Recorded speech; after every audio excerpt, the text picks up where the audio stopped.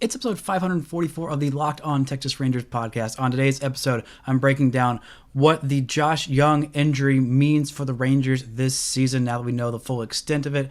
I'm also talking a little bit about what has happened in the labor negotiations a weekend. We've got only 3 more days until Major League Baseball's opening day is going to be postponed. And also, more importantly, I'm going to break down what are some expectations that I have for Jack Leiter, given the context of some other pitchers of his caliber in their first seasons in the minor leagues. All that and more on this episode of Locked On Rangers. Let's get into it.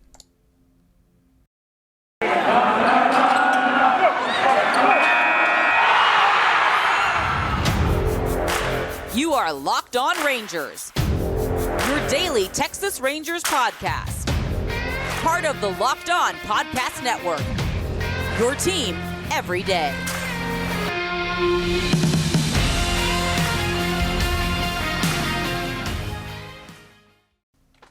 You are Locked On to the Texas Rangers. I'm your host, Brice Paterik, here on the Locked On Podcast Network, your team every day, covering this team and going into, hopefully I will get to my 4th season as the Locked On Rangers host. But thank you guys so much for making Locked On Rangers your first listen of the day. If you're not already, go ahead and follow me on Twitter at Brice Paterik. Follow the show at Locked On Rangers and subscribe on YouTube. We are over 500. Maybe if the lockout goes until, I don't know, November, we might hit 1,000 before opening day like I initially said, but I don't think we're going to hit that. Hopefully. I'm hoping that we don't hit that at this point, unless some crazy news happens and I get double the subscribers in like a 4-week spring training. I don't know. We'll see.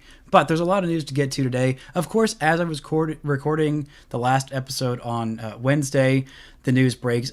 It's a long time listeners will know the Rangers have a bad habit of breaking news while I am recording this podcast, so that immediately when I release the episode and I go out and check my phone, I'm like, oh, let's see what news has broken since. And yes, Josh Jung had surgery on his torn labrum. It wasn't just a shoulder strain, it was a torn labrum, so he will be out 6 months. It was on his left non-throwing shoulder, so yeah, he's gonna miss 6 months. And when he comes back, which should be about the middle of August, I'm thinking it's what the projections look like, he is going to be almost exclusively DHing for, I don't know, the first few weeks, which there's only about a month of the minor league season left, only about a month of the major league season left at that point. So it's not impossible to think that he'll make his major league debut this year, but it's a huge bummer because he was supposed to be the guy, the opening day. This was his year. He's going to be 25 next year as opposed to 24 this year.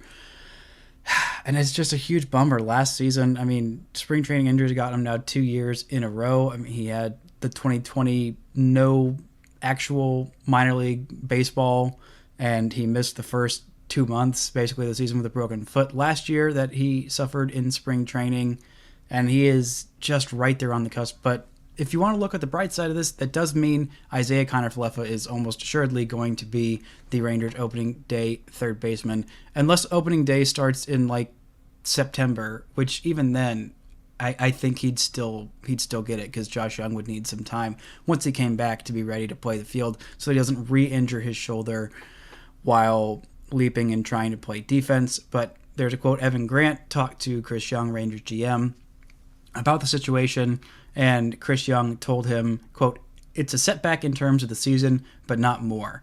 Josh wants to be as great as he possibly can be. There is nothing in this injury that will prevent that.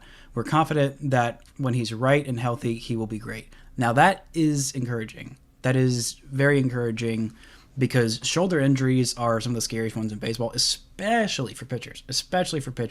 Not as much so for hitters, but they're still pretty scary, because those things, they can really derail a career. Like, they can absolutely derail a career. Thankfully, it's on his non-throwing shoulder. Not that he is going to be some elite defensive third baseman, but you still need to be able to throw, and you do need both your shoulders for your baseball swing. So Isiah Kiner-Falefa is probably going to get the spot. He is a Gold Glove winner. He probably should have won the Platinum Glove. He is one of the best defensive infielders in baseball, bar none, but his offense just has always been not good. He does not hit for power. Last year, he had a 670 OPS. He hit 8 home runs, which was a career high for him. Actually, just as many home runs as he'd hit in the entire 3 seasons of Major League Baseball he had played before then. slugged .357, on base of .312, which was below the .329 on base he had in 2020, again a shortened season, and the .370 slugging percentage he had that season as well. But you just need him to hit more. He just needs to hit more. He's great defensively, and he's going to be a fine substitute for the Rangers. But it's also a real bummer because, as I'll get into later, it'll rob the Rangers from having back-to-back Rookie of the Years in Josh Jung and Jack Leiter, hopefully in 2023. And they probably should have had it in 2021 with Adolis Garcia, but it's fine. It's fine. We're all fine. Totally over that now. But this is just a huge bummer for the Rangers. And real quickly, I want to touch on the situation because there's not a whole lot of updates to be made. Both sides are meeting. Major League Baseball owners are just absolutely handing them crumbs. And they always talk about how you guys don't see the books. You don't see how much we actually make. Well, thank you to Eric Fisher, who is the U.S. editor for the Sports Business Group. He released these wonderful financials of the Atlanta Braves to show how much money they actually made in revenue for 12 months in 2021. This is, again, they're probably on the higher side because they won the World Series. And this may be a little bit of an outlier year, but it can't be that much of an outlier compared to other teams. And I'm sure other teams even made more than them, even though the Braves won the World Series. I'm not entirely sure, but just kind of guesstimating. But anyway, corporate revenue and other for 12 months ending December 31st of last year, they made $568 million. That's in just pure revenue. When it comes to adjusted OIBDA, which I'm not exactly sure what that means, but I have been told that it is basically their profit in terms of 12 months. Total Braves Group made $104 million of profit.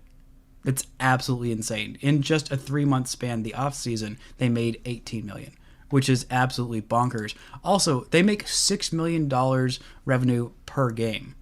$6 million revenue per game. That's absolutely freaking bonkers. Absolutely bonkers. So whenever these owners want to talk about, oh no, we're not going to show you the books because we're not going to because we don't make any money. They're full of crap. They're absolutely full of crap, and they always have been, and they always will be. And just to illustrate how full of crap they are and how much even the entrenched insiders, who Ken Rosenthal is usually pretty fair, but he definitely is not loving Major League Baseball, especially since Rob Manfred probably, I have to say probably, used his influence to get Ken Rosenthal let go from MLB Network. So now that he's not on MLB Network, he doesn't have to tiptoe around and dance. He can just full on go all out. And these are 2 paragraphs from his most recent article, Ken Rosenthal of The Athletic, which go check out the article. It's absolutely incredible, just like most things that Ken does. But this is him absolutely letting loose. So this is a couple of paragraphs from Ken Rosenthal. But back to the deal. This incredibly complex document that its framers evidently view as more important than the U.S. Constitution, which took a mere 4 months to complete. The issues are essentially the same as they were when the lockout began. The proposals creeping back and forth are proposals that could have been exchanged in November. But the owners' strategy from the start was to squeeze the union until regular season games were in jeopardy, all the while recoiling in disgust when the player serfs rejected their crumbs and refused to view them as benevolent despots. The players, after yielding ground in the past 2 CBAs, are acting a bit like a kid who has traded his 10 best baseball cards, then demanded them all back at once. Then again, maybe that's what happens when the bully on the playground keeps throwing the cards in your face. But hey, let's look at the bright side. Nearly 3 months of, quote, negotiations have produced a breakthrough of sorts, an actual new idea for rewarding top young players. Now he gets into it later. But man, calling them player serfs and giving them crumbs and refusing to view owners as benevolent despots. That is some strong language by Ken Rosenthal. I respect the heck out of him using it, and it's not inaccurate at all. Love to see that. He is also wondering where Carlos Correa will sign and how many players the Oakland A's will trade away, which is all going to happen in an absolute frenzy once the lockout is eventually ended. I'm hoping. By the way, one last thing before we get into Jack Leiter, but I did say earlier in this, I think a couple episodes ago, that the February 28th deadline was proposed by, I think, or agreed on by both. This is not true. The owners said if we don't get a deal done by February 28th, then opening day can't start. Major League Baseball Players Association came back and said that's not true. We did not agree to that. Also, we could most definitely do that. So just wanted to clarify that it's the owners that are the ones that are setting the hard dates after basically 3 months of doing absolutely jack diddly and imposing this lockout when they absolutely categorically did not have to.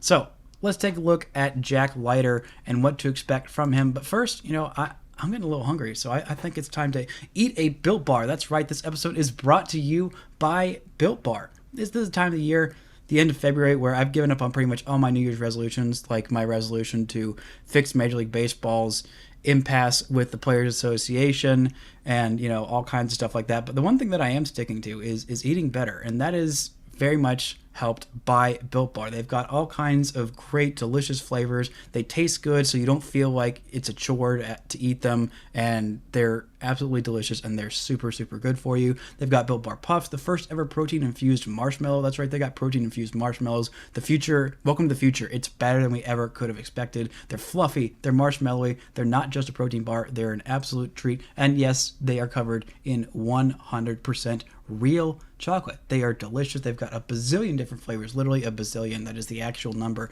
and it keeps growing. They got all kinds of new stuff coming out all the time because they're innovative geniuses. They made a protein-infused marshmallow. What can't they do? You got to go and check it out at built.com. Use promo code LOCKED15 to get 15% off your order. Use promo code LOCKED15 for 15% off at built.com.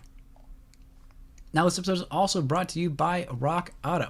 With the ever-increasing number of makes and models, it's now impossible for your local chain auto parts store to stock all the parts you need. All you can do are often pointless or, seemingly intimidating questioning, like, is your Odyssey an LX or an EX, which I don't drive an Odyssey. Much respect to anyone who drives an Odyssey. My dad did.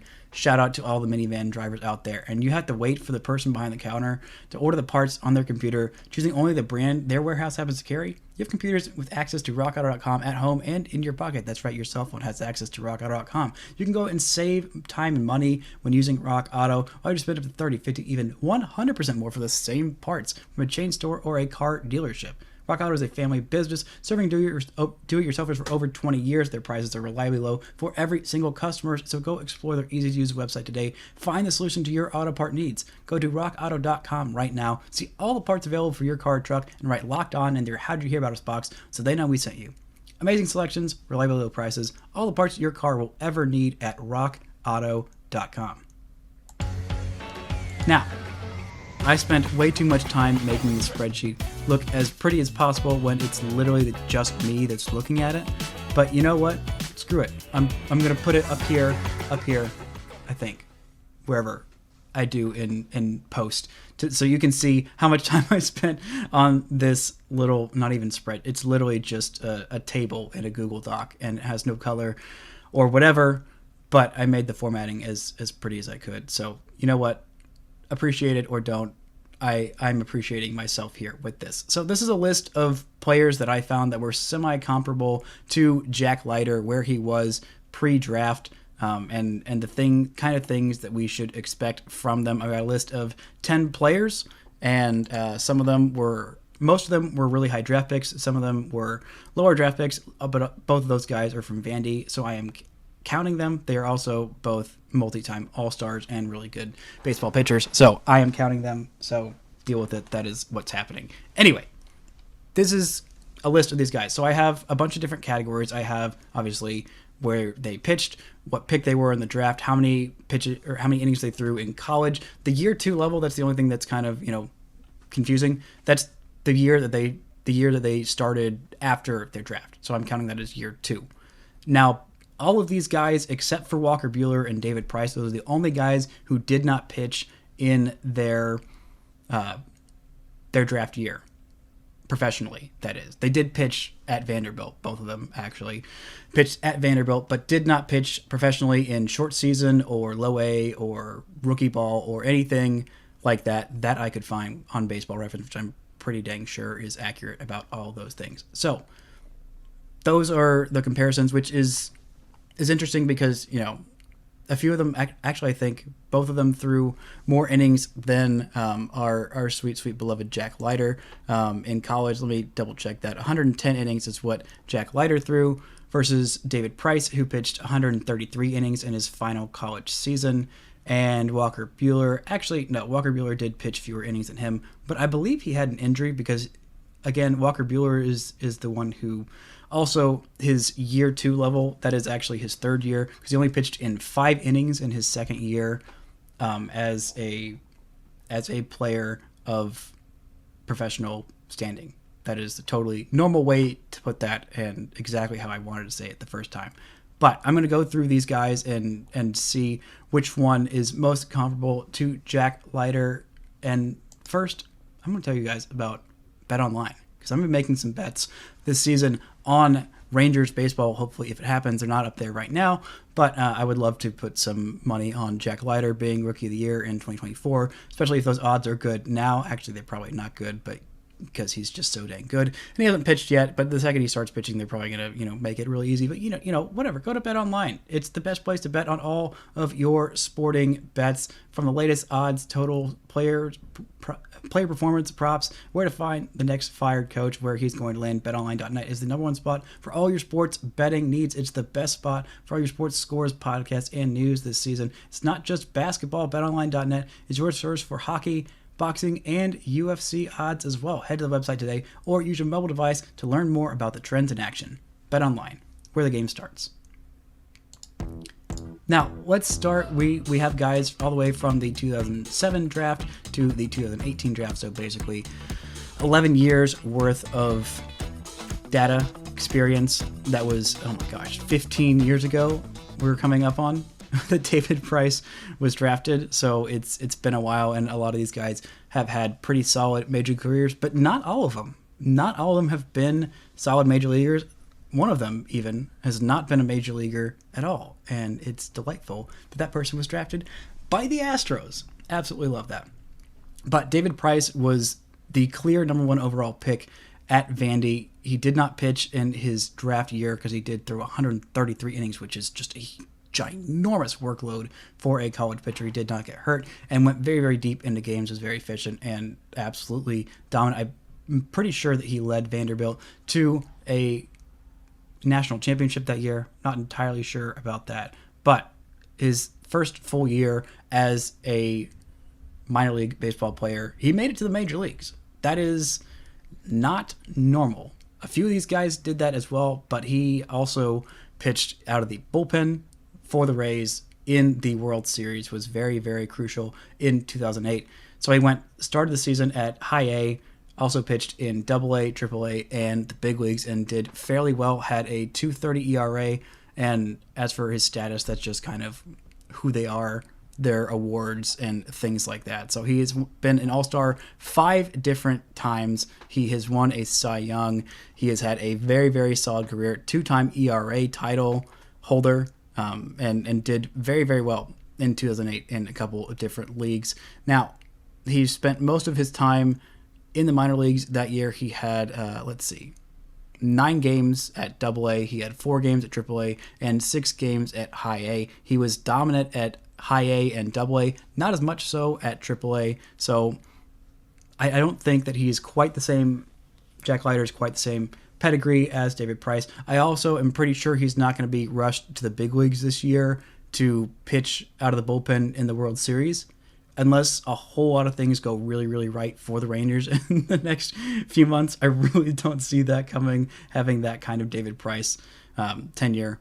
But again, really solid year for him, a 2.30 ERA in the minor leagues. That ERA, by the way, is for is for the minor leagues, not what they did in the major leagues, because a few of them did make the major leagues, including our next guy, Steven Strausberg, drafted 1-1 in 2009 out of San Diego State, pitched 109 innings his final season at San Diego State, pitched at AA, AAA, and the big leagues, 55 and a third innings in the minor leagues, and 68 innings as a big leaguer. I believe, outside of Carlos Rodon, he has the most innings pitched in his second year in the big leagues, and he has been very, very solid, a very, very solid pitcher for his entire major league career. Didn't pitch all that much this year, only 5 games, unfortunately, but he has been phenomenal and also helped the Nationals beat the Astros in the World Series in 2019. That was absolutely delightful. Won the World Series MVP, also has a Silver Slugger to his name. Just a really, really solid pitcher, and has been phenomenal straight from the get-go. A 33.2 career WAR in 246 starts at the big league level and just under 1,500 innings. He was going to hit that 1,500 inning mark for his career this year, probably, if he was healthy, but he is 33 years old and has had a really, really solid career so far. Garrett Cole, another guy who went 1-1, didn't do nearly as well as these other guys drafted out of UCLA, at least not for his first couple years that he got traded to the Astros. Everything started to go well for him. 114 innings, picked again out of UCLA in 2011. 132 innings, that's on the higher side of these guys, usually about 110. I think they're averaging about 110, 120. Some of them have gone further. I believe 110-ish was what we had for Strausberg, and then Sonny Gray will be leading the pack with 152, but he was always a workhorse. He also did pretty well coming out of college. The Vandy guys, let's just look at the Vandy guys because there's a lot of them on here. David Price, then you have Sonny Gray, then you have Carson Fulmer and Walker Buehler. So that is 4 guys. Fulmer and Buehler were actually teammates, which is going to be really funny because Fulmer was picked well ahead of Walker Buehler, but Buehler has been significantly better than them. Kevin Gossman was drafted in his 4th year and made his major league debut, 47 innings that year, a 3.51 ERA. He's made the All-Star and was top 10 in Cy Young voting this year, which was his first time doing that. But let's look at some of the worst examples here, because one of them is from Vanderbilt. Let's, of course, start on the delightful note of Mark Appel, which, not that I want to celebrate his failure or anything like that, but I just like celebrating the Astros' failure. He was picked number 1 overall out of Stanford in 2013, a run of 3 straight number 1 picks for the Astros, one of the 2 that did not work out at all for them.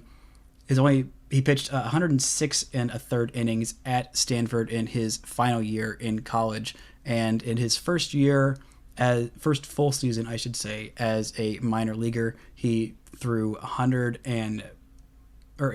83 and a third innings and had a 6.91 ERA. Where is he right now? He is in AAA with the Phillies and did not have that great of a season. He just has not been anywhere near. I'm not exactly sure what has happened with him, but things didn't go super well for him in his second year. He had a pretty solid first year. In 2013, his draft year, he pitched for Quad Cities in low A, or I guess high A, and then Tri-City as well in the New York, Pennsylvania League, and had a 3.60 ERA, a 3.79 ERA in 10 starts, 38 innings in his first minor league action, same year that he was drafted. And then something happened after that. He made it up to AA and did much better in seven games in AA in his second year, but things just really kind of went off the handle for him. I don't know exactly what's happened, but he spent 4 years where he was out of minor league baseball altogether from 2017 to 2021. This is the first year he was back. He pitched in AA, didn't do super well there with the Phillies, 5.84 ERA in just under 25 innings, and a 6.17 ERA in just under 47 innings at AAA. So this guy's career has really fallen off. And again, I talked about how some of the guys that are drafted 1-1 aren't as surefire Hall of Famers as they are in other sports. And so this is kind of the absolute epitome of that. Another guy drafted 8th overall, so not a 1-1 guy, but Carson Fulmer out of Vanderbilt, drafted 8th overall in 2015 by the White Sox, pitched 127 and 2/3 innings. Just absolutely ridiculous rates in his final year at college. And in his first full professional season, he pitched in AA, AAA, and the big leagues, 103 innings at the minor league levels and 11 2/3 innings at the big league level, a 4.63 ERA, and he has really bounced around and not stuck anywhere full-time as a big leaguer. He has, 15 games started in 6 different seasons across the big leagues. This year he had almost got to his career high in innings pitched. His career high in innings pitched at the big league level is 32.1. And he had an 8.07 ERA with the White Sox. He really has not been able to stick anywhere this year. He had a 6.66 ERA in 20 games. 5 of those were games finished. He is no longer a starter. He pitched for Cincinnati this year, 25 2/3, but just not quite there. Obviously not the top 3 pick that a lot of these other guys were.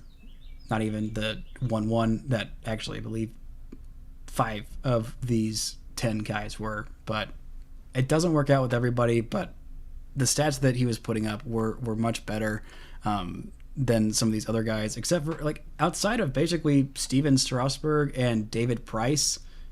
He was pretty much blowing away all of what these guys were doing in college. None of these guys were quite close to what Jack Leiter did. He's been called one of the most polished prep arms, college arms out of the draft since guys like David Price and Steven Strasburg. I don't think he's going to blaze through the system quite as fast as them. I'd be kind of surprised if this year he made his major league debut. I don't think it's impossible, but I think it's deeply unlikely. But I think by next year, by mid-season, I'm feeling pretty confident he might be in that big league rotation. There's been talk about starting him in AA.